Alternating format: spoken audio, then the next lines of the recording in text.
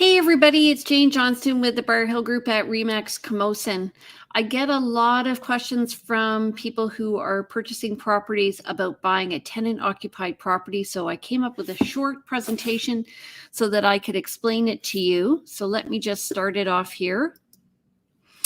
So buying a tenant-occupied property, what do you need to know? Well, the first thing you need to know is that you can assume the tenancy. So if the tenant is either month to month or term, you can keep the tenant and then you cannot arbitrarily increase the rent at all. You have to maintain all the terms and conditions that are with the current tenancy agreement. That includes like if they're paying for utilities and all of that, you cannot renegotiate it. You can also not arbitrarily give the tenant notice unless you tend to occupy the property yourself or you're doing a significant renovation, and then you have to prove that. If you do give the tenant notice and you are not intending to occupy the property immediately, you have to leave it vacant for 6 months. Once that you do take over the tenancy, you will get the deposit that they initially submitted.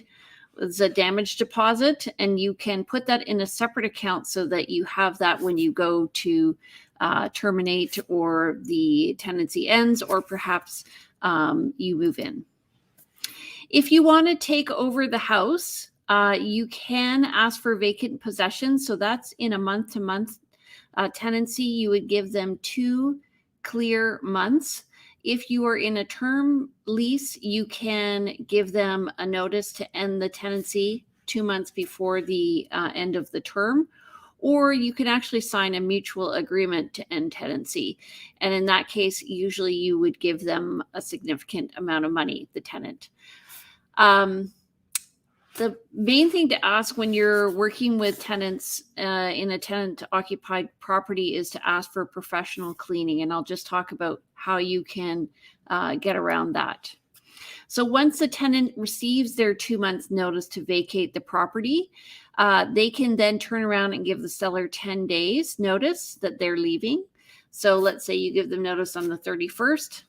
And then they say, you know what, on the 15th, I'm leaving. They can then leave by the 25th, and then the property will be vacant at the end of the month. And they do need to return the property to the same condition of cleanliness as when they purchased it. There will be some normal wear and tear, but just so you know, the tenant does have the right to just leave. Once they're given notice, they will then get their second month free. So if you give them notice on the 31st, they pay the next month's rent, and then the second month is free. If they leave before that second month, they don't get that free month. The suite, as I mentioned before, should be in the same or better condition from when the purchaser saw it. And there should be a walkthrough between the seller and the tenant before completion. And the tenant will then get the damage deposit back at that time. Now, when you're purchasing, you have to wait until the conditions are removed.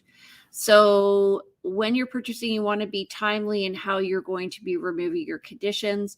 So if you want to give notice before the 31st, you want to have your condition removal by the 30th. When you send your subject removals, you also send a notice to the seller to serve the tenant. And the notice is only provided to the tenant after the removal of the conditions from the buyer. It sounds complicated, but if you think about it, the seller has to know that the buyer is going to be moving forward with a purchase. Then the seller then, once the conditions are removed, serves the tenant. So they want to protect their position as well. So what is at risk to the buyer? The tenant may not move out. That is very rare.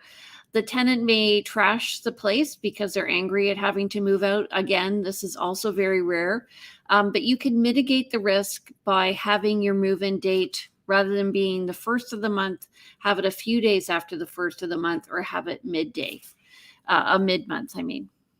So I just wanted to go over that so that everybody was clear. If you have any questions, please give me a call.